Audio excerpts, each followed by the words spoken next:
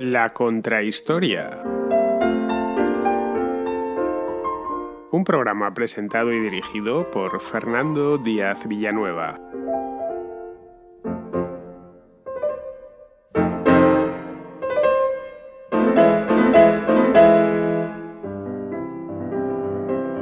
El próximo 31 de octubre se cumplirán 500 años del inicio de la Reforma Protestante. 500 años es un número redondo y significativo. Bueno, el número redondo por antonomasia. El siguiente ya es el milenio, es cuando no vamos a estar aquí ninguno de nosotros, pero sería el siguiente gran aniversario. Se van midiendo primero por año, luego por cada 10 años, cada 25, cada 100, 500 y 1000 años. Son los grandes aniversarios.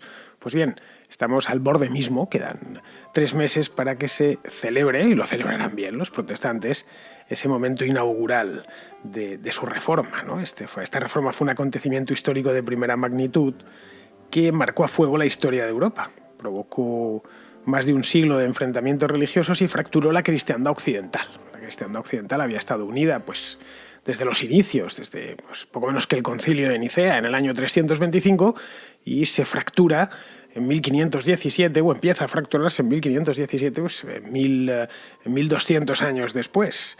Las consecuencias de esta reforma, tanto las buenas como las malas, porque hubo de todo, no hay que ser en este aspecto ni muchísimo menos fundamentalista. La Reforma Protestante trajo cosas buenas para el cristianismo, pero también trajo otras cosas muy malas. Pues las consecuencias son bien conocidas. Entre otras cosas porque nuestro mundo actual es, en cierto modo, hijo de aquella gran convulsión religiosa del siglo XVI y de parte del siglo XVII. De hecho, hasta mediados del siglo XVII duró esta convulsión, duró esta pedrada que se arrojó en Wittenberg, en el centro de Alemania, en el año 1517. Occidente desde entonces se divide entre cristianos católicos y cristianos reformados. La variedad de estos últimos es casi infinita. Va de los evangélicos alemanes, que serían los luteranos propiamente dichos, pues hasta los anglicanos británicos, pasando por una miriada de iglesias, a veces nacionales, como son las del norte de Europa, las iglesias escandinavas, la iglesia sueca o la danesa, o la noruega, y otras que no son nacionales, no tienen carácter nacional, como pueden ser las que proliferan en América, no solo en Estados Unidos, sino en todo el continente americano. Pues las adventistas, los metodistas, los episcopalianos, los pentecostales, y así podría seguir hasta pasado mañana, porque denominaciones protestantes o denominaciones evangélicas hay un montón, muchísimas más de las que nos podemos imaginar. De hecho, cualquiera de nosotros, si nos ponemos a ello, mañana podemos montar, no sé si mañana, pero en un año podemos tener montada una iglesia protestante con mucho esfuerzo, eso sí, pero hoy necesitaríamos ser convincentes y persuasivos para conseguir fieles, cosa que tampoco está fácil porque hay mucha competencia. Pues muy bien, esta reforma supuso en origen, antes de todo lo que sucedió después, supuso una explosión espiritual como Occidente no había conocido en toda su historia. Pues bien, el que encendió esta primera chispa, que se llamaba Martín Lutero, era un sacerdote alemán, un monje agustino para más señas, no podía ni imaginar, pero ni en el mejor de sus sueños o el peor de sus sueños, lo que estaba poniendo en marcha aquel día de octubre de 1517.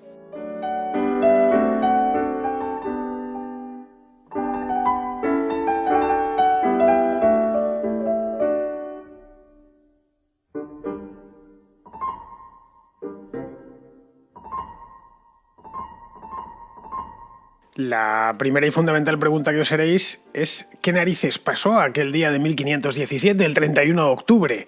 Para ser más exactos. Pues bien, ese día Martín Lutero, ya he dicho antes un monje agustino, vicario de la orden de los agustinos en Sajonia y en Turingia era en aquel momento, es decir, no un monje agustino recién entrado, ni muchísimo menos, escribió a su obispo.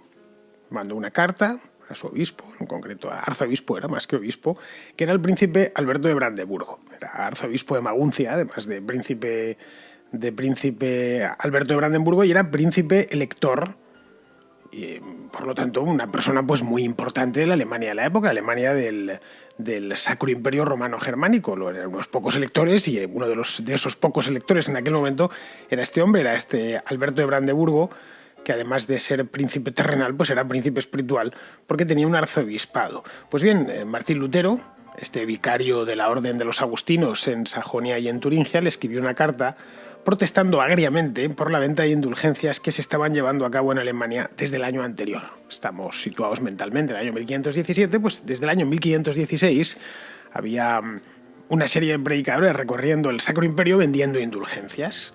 Las indulgencias eran, para los que no lo sepáis, que puede haber alguno, simplemente un documento que expedía el Vaticano, que se pagaba una cantidad de dinero y a cambio prometía el Papa, prometía al Vaticano, que las almas del purgatorio que estuviesen, en función de las que uno se hubiera encomendado, pues yo tengo a mi abuela y a mi padre que se murieron y están en el purgatorio, estoy seguro, porque muy buenos no fueron del todo, no fueron santos precisamente.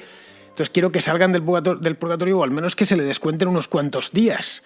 Si doy tanto dinero, pues el vendedor de indulgencias decía, en este momento el alma acaba de salir o les hemos descontado X días que no van a tener que estar. Servían para que los vivos se ocupasen de las penas que estaban cumpliendo en el más allá los muertos. Era algo muy común en la época, Alemania no era el único lugar donde se vendían indulgencias.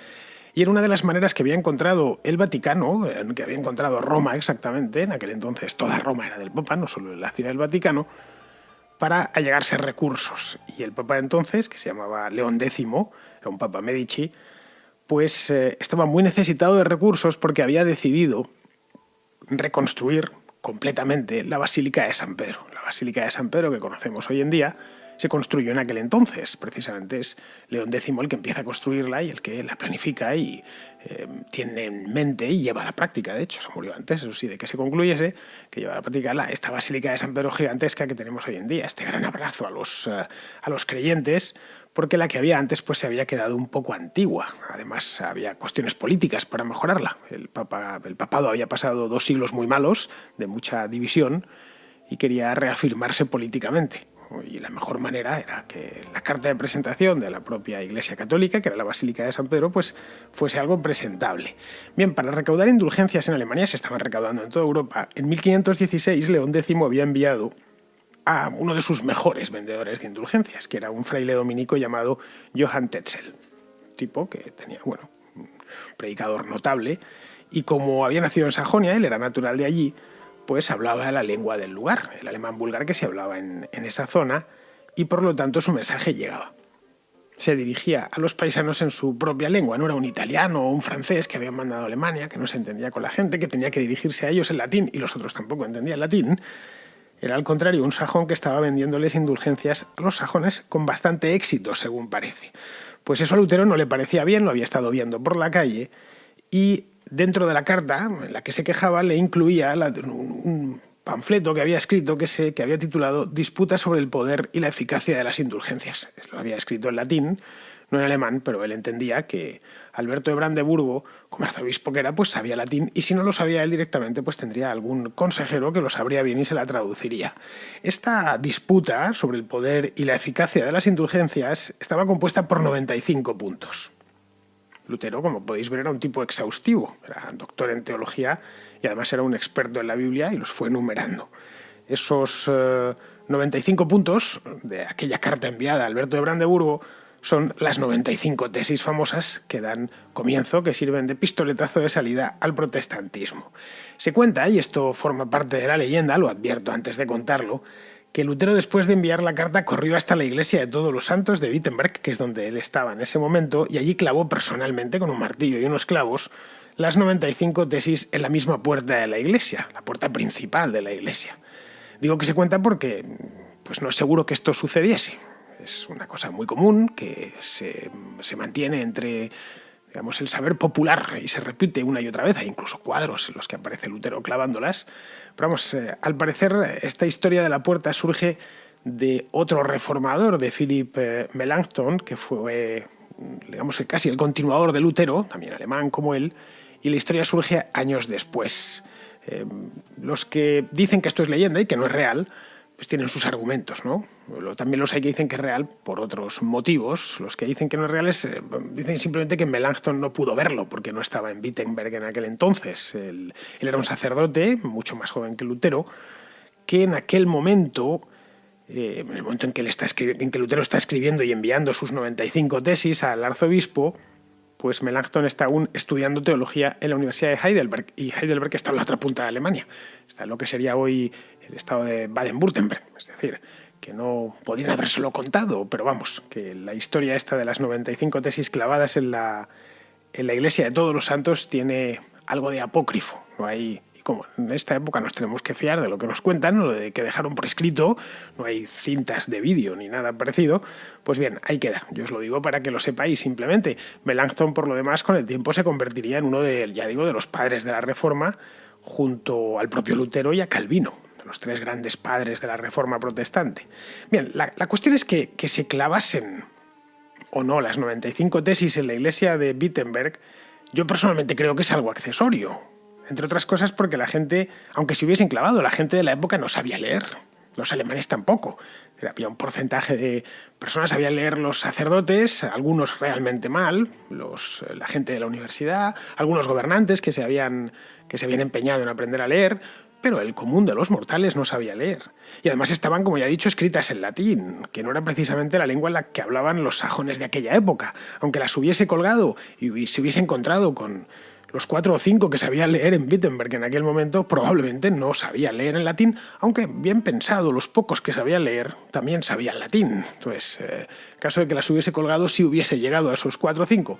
Pero vamos, que eso es lo de menos. Es decir, que no tiene gran importancia, aunque se la den, bueno, quizá precisamente por eso, porque es la parte más cinematográfica de toda esta historia. Allí, no sé, lo mismo tenéis ganas de ir por allí y comprobarlo personalmente y ver esa puerta. Imaginaros allí las 95 tesis colgadas. Pues puedo hacer un pequeño inciso turístico de estos que me gusta hacer en la contrahistoria. Si vais por ahí, si vais por Wittenberg, que sigue existiendo, es una ciudad pequeñita en el estado de Sajonia-Anhalt, a orillas del Elba, está a unos 100 kilómetros al sur de Berlín. Así que si vais para Berlín en estos vuelos tan baratos que hay de Ryanair, es una de las visitas que merece la pena. La ciudad, por lo demás, es muy bonita, es una ciudad antigua del este de Alemania, muy bien cuidada. Pues si vais, os encontraréis la iglesia de Todos los Santos, que sigue estando allí.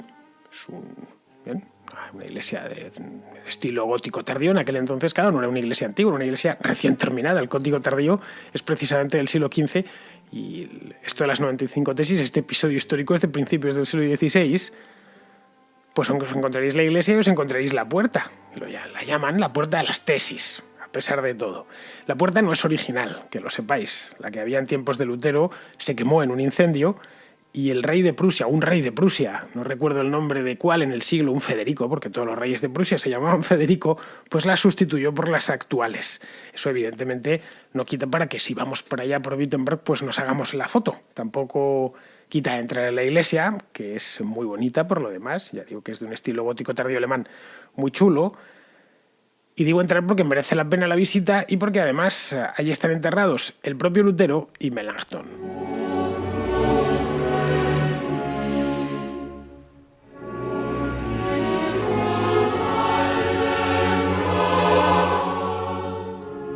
El hecho es que no sabemos si las 95 tesis fueron o no fueron colgadas en la puerta de la iglesia de Wittenberg. Lo que sí sabemos es que eran dinamita, porque las tesis se han conservado y se han reproducido pues en miles, millones de veces a lo largo de los últimos 500 años. Ya se reprodujeron mucho en aquel entonces. Recordad que la imprenta estaba recién inventada y estas cosas ya empezaban a circular a mucha velocidad. Lutero no hubiera tenido tanto éxito si en lugar de haber hecho esto en el año 1517 lo hubiese hecho en 1417, un siglo antes, cuando todavía Gutenberg no había inventado la imprenta, pero justo lo hizo en el momento adecuado, de ahí que se empezaron a distribuir muy rápidamente. Y eran dinamita más dirigida contra Johann Tetzel, este vendedor sajón de indulgencias, que contra la iglesia en sí. Las tesis podéis buscarlas en internet, son 95 frases, básicamente se leen muy rápidamente. Es, ya he dicho, una especie de panfleto, no es una obra teológica ni muchísimo menos, ni una obra compleja de leer para nada, se leen rápidamente, las tenéis en cualquier sitio, buscad 95 tesis y las veréis escritas, no en latín, en castellano por supuesto, y podréis echarles un vistazo, porque oye, quizá nos cuesta creerlo y pensamos, pues es un documento teológico complicadísimo que que tiene ya el ánimo desde el principio de provocar un cisma. Pues no, la idea de Lutero en origen no era ni muchísimo menos provocar un cisma. Las 95 tesis son básicamente, ya digo, un panfleto de protesta por esa campaña de indulgencias y solo por esa campaña de indulgencias que Lutero pues aprovecha para hacer una pequeña reflexión sobre las indulgencias en sí, sobre el alcance del poder del Papa.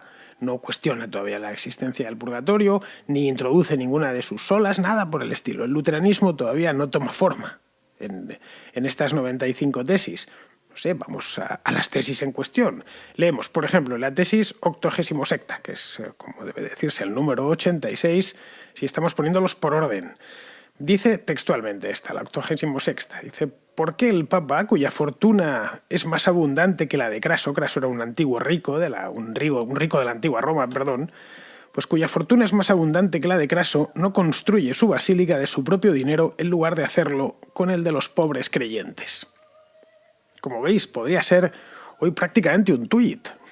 Si Lutero hubiera dispuesto de un teléfono, un smartphone y una cuenta de Twitter, lo hubiese puesto en un tuit. Estas cosas se han dicho siempre dentro de la Iglesia. Bueno, y se puede saber por qué esto se está haciendo así, no así, incluso en nuestros días. Dentro de la propia Iglesia es donde más críticas hay hacia el Papa Francisco ahora, y antes el Papa Benedicto, y antes el Papa Juan Pablo II. Es decir, que era simplemente una crítica, pero esto es necesario. El Papa se puede construir. Es muy rico, es más rico de lo que eran los ricos en la antigüedad. Puede perfectamente construirse su propia basílica. Lutero, en definitiva, está contra las indulgencias, a las que, por lo demás, y eso se ve en otra de las tesis, considera inútiles por la simple razón de que el Papa no tiene la llave en el cielo, y esto también lo pone. La tesis 26, que también la he seleccionado para la contrahistoria de hoy, la 26 sería la 26. Dice textualmente: muy bien procede el Papa al don de la remisión de las almas del purgatorio. Es decir, está bien que el Papa quiera redimir a las almas del purgatorio, pero no en virtud de las llaves que no posee, sino por la vía de la intercesión. El Papa puede hacer esto, puede rezar, puede encomendar ese alma a Dios y poco más, y está bien que lo haga. Es bueno que el Papa se preocupe de sacar a la gente del purgatorio, pero no puede sacarla directamente porque no tiene las llaves del cielo. Y si el alma sale del purgatorio, solo puede ir al cielo. Bueno, puede ir al infierno también, pero vamos, se entiende que el Papa no va a querer meter a ningún alma en el infierno. Y el acceso al cielo lo tiene vedado, no ya el Papa, sino cualquier ser humano. En suma, que el Papa puede interceder ante Dios por las almas en pena, pero no redimirlas de esa pena. Eso es lo que viene a decir Lutero. Curiosamente, eso mismo es lo que vendían los predicadores de la época, como Johann Tetzel.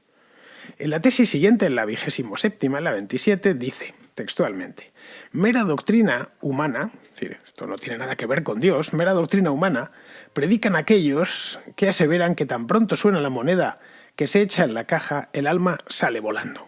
Es decir, esto debía ser una estratagema comercial que utilizaban los vendedores de indulgencias. Es: oiga usted, señora, según eché la moneda y oiga que hace cling debajo, en el fondo de la caja, en ese momento el alma de su difunto marido habrá salido del purgatorio. Claro, ¿cómo la señora, que probablemente era una campesina analfabeta, no iba a echar la moneda? En la 28 remata el argumento. Dice: cierto es que al tintinear la moneda en la caja, el lucro y la avaricia pueden ir en aumento, mas la intercesión de la Iglesia depende solo de la voluntad de Dios. De nuevo, vuelve con la misma idea. Es decir, está muy bien si eso de echar la moneda en la caja es bueno, pero es bueno para el avaricioso del recaudador de indulgencias, para Johann Tetzel, pero no para lo que se busca, no para sacar al alma del purgatorio o descontarle días. Las 95 tesis, como podéis ver, os he seleccionado, no os puedo leer las 95, obviamente, os he seleccionado unas pocas. Como veis, no son un texto cismático, ni muchísimo menos. No pone en duda en ningún momento la autoridad papal, no pone en duda tampoco el dogma católico. Bueno, se las envía, de hecho, a Alberto de Brandeburgo. Alberto de Brandeburgo, ya lo he dicho antes, además de príncipe, era arzobispo. Y solo un poco después, al año siguiente, el Papa le nombró cardenal. Nadie monta un cisma y se lo comunica previamente a un cardenal, pensadlo fríamente. De hecho, 100 años antes, en la misma Alemania, o en el mismo Sacro Imperio, otro sacerdote, que era un checo, que se llamaba Jan Hus, había llamado abiertamente a la rebelión contra la Iglesia. Había pedido, armó un tacote tremendo. Había pedido a los parroquianos que desobedeciesen al Papa. Porque directamente decía que es que no era ni muchísimo ni el vicario de Cristo ni nada que se le pareciese, al contrario. Bueno, pues Hus fue excomulgado y fue condenado a la hoguera. Le quemaron en Constanza, al sur de Alemania, del mismo lago de Constanza, y aquello sucedió en 1415, es decir, 102 años antes de que Lutero colgase sus tesis en la iglesia de Wittenberg. En el caso de Hus, la herejía era clara y el cisma era claro. Esta iglesia, en cierto modo, era parecida a la de los cátaros, que ya traté en su momento en la contrahistoria. La tenéis ahí en el archivo. Pero esta de Lutero no empieza de esta manera. Pero ni de lejos, ni aunque queramos forzar la nota.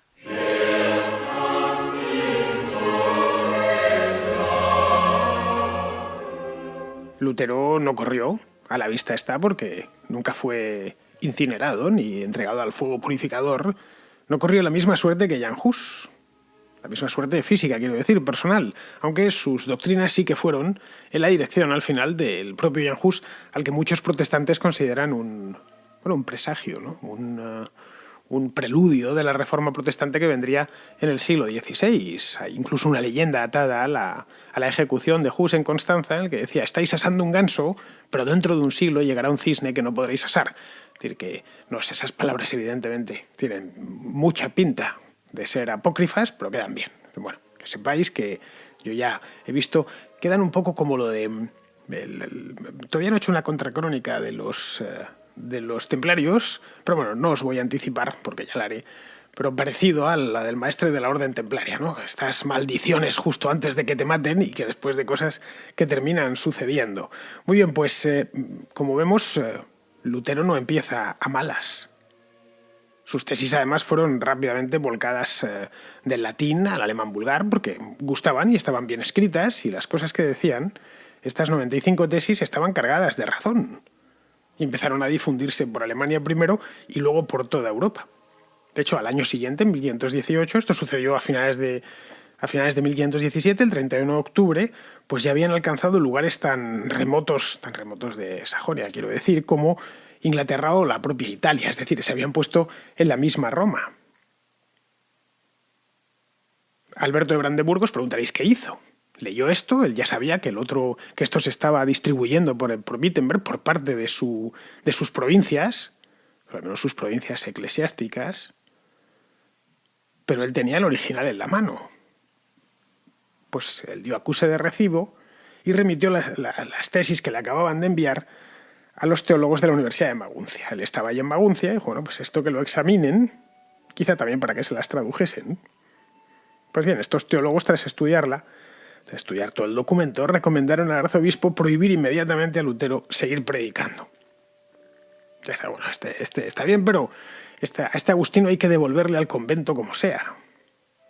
Alberto, que no quería demasiados líos, solicitó permiso a la curia romana para llevarlo a cabo. Es decir, bueno, me interesa esto de callar a este incordia, pero antes voy a comunicárselo a Roma.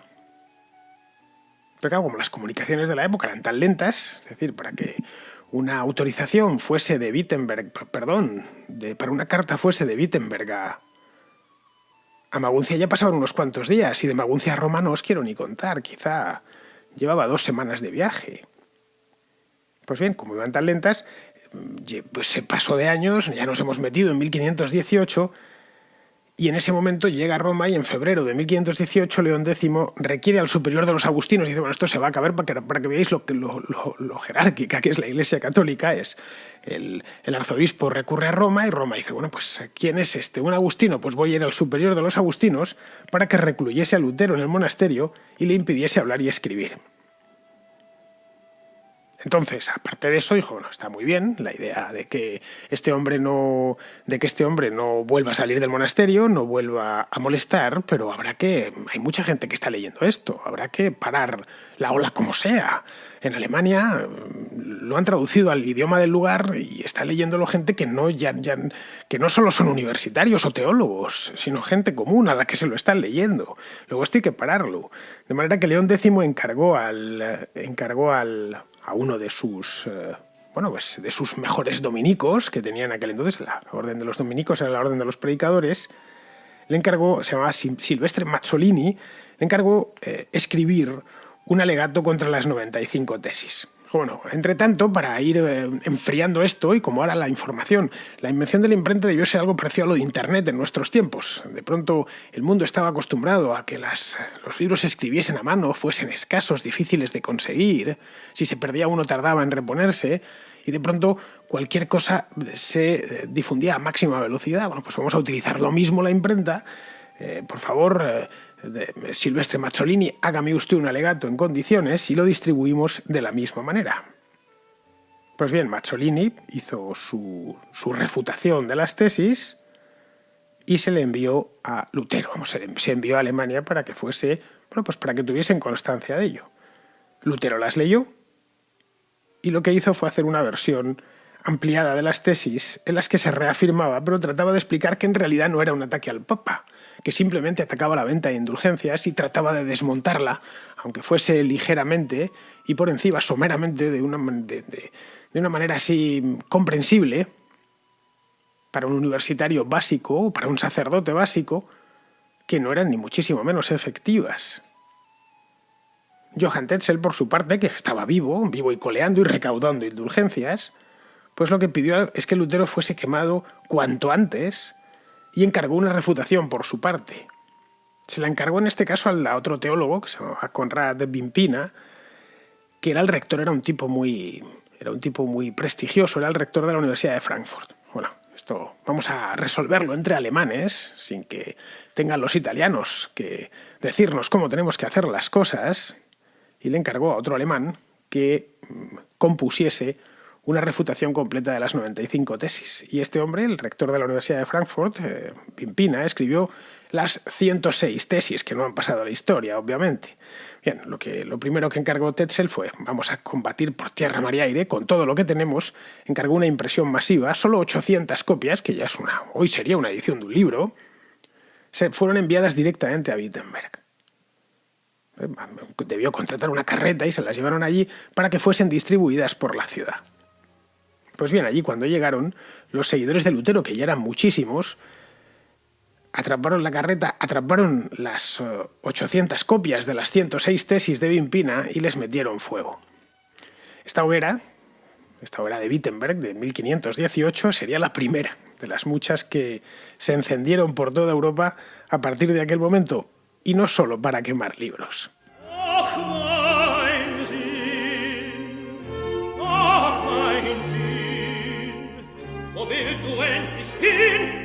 Pero la sangre tardaría todavía unos cuantos años en llegar al río. Es decir, esta primera hoguera de Wimpina, de Wimpina no, que él no hizo la hoguera, al contrario, a él le quemaron sus 106 tesis. Esta primera hoguera de la obrita, del panfleto, del contrapanfleto de Conrad Wimpina, pues todavía la siguiente hoguera todavía pasarían unos cuantos años, porque el Papa prefirió negociar. El Papa León X era un político más que cualquier otra cosa. Los papas de la época eran esencialmente políticos. El que vino después de León X, que fue Adriano de Utrecht, Adriano VI, había sido asesor consejero áulico de Carlos I de España. De hecho, recibe el nombramiento de Papa, o la elección de Papa. Los papas no se les nombra, los elige el Espíritu Santo. Pues la recibió estando en Vitoria, estando aquí en España, y le comunicaron que el cónclave le había elegido como papa, y él era esencialmente un político. Pues lo mismo con León X, que como ya os he dicho, pertenecía a la familia Medici, y como tal, la familia Medici, una familia de negociantes, en esencia, de banqueros, metidos a políticos, y luego terminaron como papas. Pues prefirió negociar. Dijo: bien, vamos a ver, no vamos a ir a las malas, vamos a tratar de refutarle de tal manera que él no lo vea como un insulto, y amainarle un poco. Y le encargó una refutación, la tercera, como podéis ver, a Johann Eck, que era un escolástico alemán prestigiosísimo en aquel entonces, muy reconocido en toda Alemania y en general en toda la cristiandad, y que además tenía la peculiaridad de que había sido o era amigo de Lutero. Se respetaban mutuamente, especialmente Lutero le respetaba a él. La refutación de Eck la tituló él Obeliscos, que era como en los manuscritos medievales, los obeliscos era donde se apuntaban las herejías de los textos. Aquí hay una herejía, pues se ponía un obelisco, ¿no? Se marcaba un obelisco diciendo mucho cuidado que aquí hay una herejía o una posible herejía. Pues bien, la tituló así y era una refutación realmente dura, probablemente más dura de lo que hubiese deseado León X, que procuraba apaciguar, y lo que consiguió Johann Eck fue lo contrario, porque iba tanto contra las tesis como contra el propio Lutero, contra su persona, vamos. Le vino a llamar más o menos que era un estúpido, y que era un estúpido y un ignorante, que no tenía la preparación teológica suficiente como para meterse en ese jardín. Lutero recibió la obra, había un tráfico de panfletos, como podéis ver, en la Alemania del momento, un tráfico de panfletos tremendo, y le respondió con otra obra también de un título muy enigmático llamada Asteriscos. Esta sería la segunda gran obra de Lutero, en la que no terminaban de ponerse de acuerdo. Estaban básicamente refutándose y contrarrefutándose Johann Eck y Martín Lutero. Así que ambos quedaron en organizar una disputa. Las disputas eran una institución muy medieval. Estas veces que se dice, no, la Iglesia es la barbarie, la imposición. No, ni muchísimo menos. En la Iglesia tradicionalmente todo se ha disputado. Una cosa, en el momento en que aparecía un tipo con una tesis, tenías que estar muy loco para que te mandasen al fuego a la hoguera lo primero. Tenías que ser una verdadera amenaza. Si no trataban, y la Iglesia siempre lo ha hecho, trataba de hacerlo mediante disputas previas. Bueno, vamos a ver si nos conseguimos poner de acuerdo. Y esto, bueno, como a fin de cuentas tú estás dentro de la Iglesia, el propio Lutero, ya digo, era vicario de una orden, y una orden importante como la de los agustinos, pues queremos que nos expliques por qué razón, es decir, no eres un loco, un tipo desequilibrado que te has puesto a quemar iglesias y a quemar monasterios y a violar a las monjas, ni muchísimo menos, lo estás haciendo de manera educada. Así que explícanos tus razones, y esta fue la primera de las disputas que se le llamó la disputa de Leipzig. Leipzig estaba y sigue estando en el este de Alemania, no muy lejos del sitio este de Württemberg, y tampoco muy lejos de Ingolstadt, que está en Baviera hoy en día, que es de donde enseñaba, en la Universidad de Ingolstadt, donde enseñaba Johann Eck. Pues bien, de esta disputa, la disputa de Leipzig, salió el primero de los pilares del protestantismo. Es decir, al final terminó sirviendo para lo contrario, para lo que había sido organizada o convocada. Era para conseguir que Lutero, dijese que por fin, dijese que no, que no estaba en lo cierto, se retractase de sus palabras, en resumiendo, ¿no? O las suavizase tanto que no supusiesen una amenaza. Pues de aquí salió uno de los pilares del protestantismo, ya digo, que es la sola escritura. Es decir, que la Biblia, y solo la Biblia, la escritura, es la base del cristianismo. Es la base de la creencia de los cristianos. Luego, partiendo de esa idea, de la sola escritura, eso tiene unas derivaciones un tanto peligrosas. Por ejemplo, el purgatorio no aparece en ningún punto de la escritura, ni en el Antiguo ni en el Nuevo Testamento. Luego, quizá el purgatorio no existe. Daba lugar a pensarlo. Luego, el Papa no solo está... Las indulgencias, por lo tanto, no solo son algo ineficiente, que no sirven para nada, sino que además son una estafa abiertamente. Es decir, está vendiendo el Papa un producto que no existe. Está aprovechándose de la bondad y de la credulidad de los rústicos con una mentira, y el Papa no puede mentir, o no debería, por lo menos, y menos con estas cuestiones. Pues bien, para esto sirvió esta primera de las disputas, ¿no? Es decir, podríamos decir que a partir de este momento Lutero ya es formalmente un hereje. Que se ha producido, al menos desde el punto de vista teórico, se ha producido el cisma, que no se había producido con las 95 tesis, con la disputa de Leipzig se termina produciendo.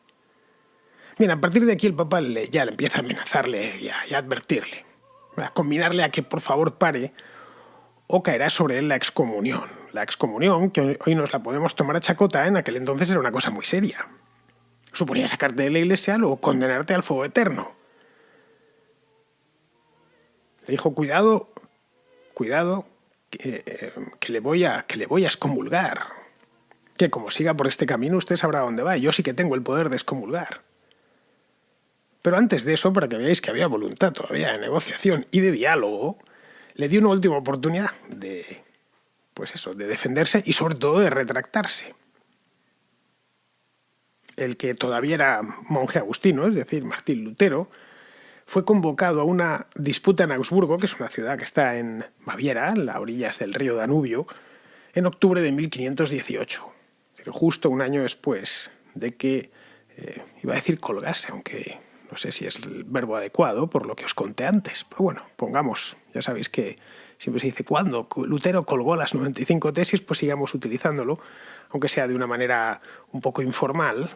Pues justo un año después de que Lutero colgase las 95 tesis, se tuvo que ir o fue convocado a Augsburgo para plantarse delante de Tomás Cayetano. Tomás Cayetano era un peso pesado, era el peso pesado de la iglesia de entonces, ¿no? Era el maestro general de los dominicos y era el consejero personal de León X. Era un tipo muy respetado. Bueno, para llegar a maestro general de los dominicos pues tenías que ser el mejor predicador del mundo y tener unos conocimientos máximos. Los dominicos, entre otras cosas, se encargaban de la Inquisición y no era por casualidad, era porque conocían muy bien la doctrina, ¿no?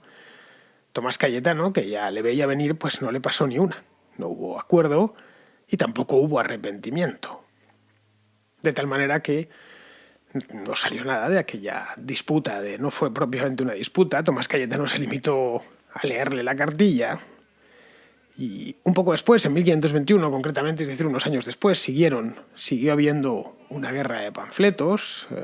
El luteranismo empezó a cooptar nuevos fieles, especialmente entre alemanes.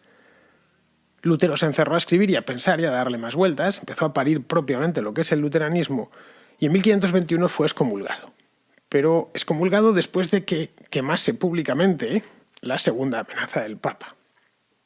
León X ya le advirtió, que sepa que como siga por este camino le voy a excomulgar.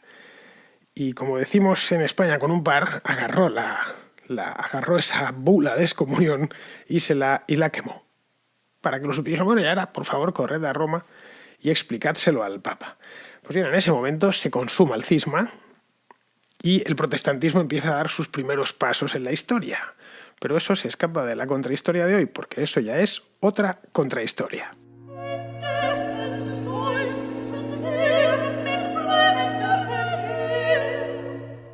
Pues aquí termina la contrahistoria de hoy. La he tenido parada durante 3 meses porque no he podido atenderla, os lo digo sinceramente. A mí la contrahistoria me gusta preparármela, me gusta dedicarle tiempo, me gusta que encaje en el tiempo que tiene que durar y se traten los temas que se tienen que tratar de una manera amena y que sea fluida. Es decir, que cuando uno se siente a escucharla, pues se la escuche entera, que no piense a los 5 minutos esto es un aburrimiento, lo voy a dejar, todo lo contrario, y eso lleva algo de trabajo. Y el trabajo es tiempo, y es lo que no he tenido durante estos 3 meses. A partir de ahora, especialmente gracias a los patronos de la contracrónica, que son también patronos de la contrahistoria, obviamente, que están posibilitando que poco a poco vaya redirigiendo mi actividad hacia estos 2 programas de radio, pues quiero convertir el programa en semanal. Esa es mi intención. Toco madera con las 2 manos. Las 2 manos las tengo puestas en la mesa con sus 10 dedos para ver si puedo cumplir mi promesa, y me gusta cumplir las promesas, desde luego, para mantener el programa funcionando todas las semanas. Y si fallo, pues que se falle una semana, pero nada más, ¿no? Y que no tenga que dar otro parón a la contrahistoria como los 2 que he tenido que darle este año. El primero fue, acordaos, los que sois seguidores habituales, los meses de octubre y noviembre, y el segundo ha sido ahora en primavera. Entonces, porque este programa me encanta hacerlo, me consta que además gusta mucho y no tengo más que ver los contadores, la audiencia, tanto a través de iVoox, iTunes y demás, como en YouTube. Es un programa que tiene mucho éxito y muchos oyentes. Me escribís, algunos de vosotros, me dejáis notas incluso de voz al número de la Contracrónica para que vuelva. Bueno, pues ya he vuelto y espero mantenerlo. Esto, evidentemente, se lo tenéis que agradecer a los patronos de la Contracrónica, que son ya, pues a día de hoy, 158. Y cuantos más sean, pues más y mejores contenidos radiofónicos, en este caso, pues podré realizar, porque podré ir poco a poco ganándome la vida con esto, que es una manera de ganarse la vida estupenda, si os lo confieso personalmente. Muy bien, queridos amigos, pues con esto ya poco más os tengo que decir y solo emplazaros, y esta vez sí que sí, emplazaros hasta la próxima semana.